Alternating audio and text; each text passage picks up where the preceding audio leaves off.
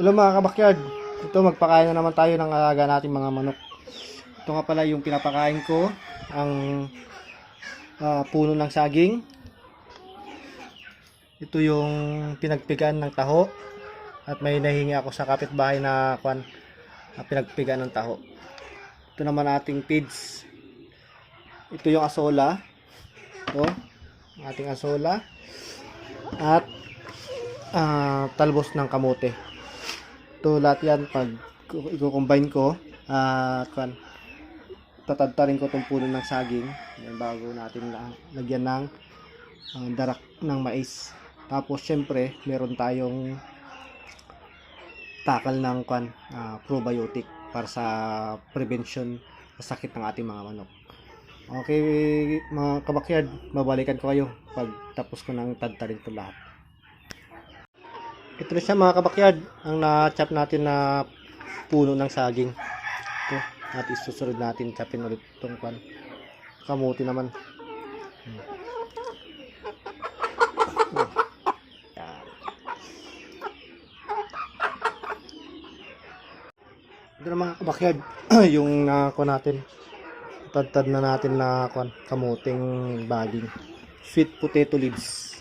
Tapos ito yung naman natin, probiotic yung pinagpigaan. May malunggay at yung oregano. Halo natin yan. Halo natin. Tapos itong nagpigaan ng taho. Yan. Halo natin yan. Tapos itong asola.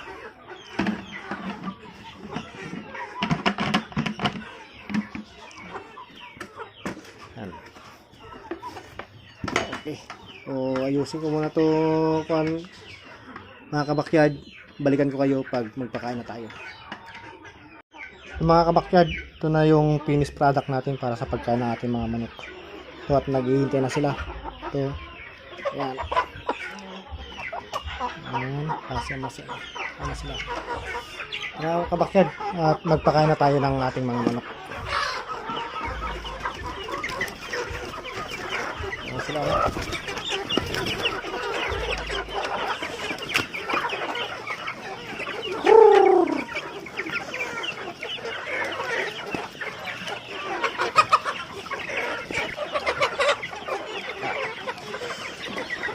Hirap pag walang cameraman. Aya. Uy.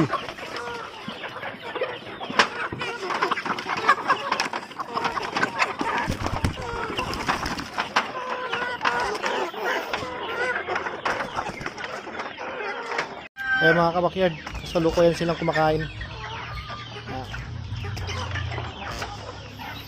Pakain naman tayo sa sa 2 months old natin na manok. Ito rin ipapakain natin. Ay mga kabakyard, kasalukuyan silang kumakain ngayon. At malapit na rin nila maubos. Sige na kabakyard.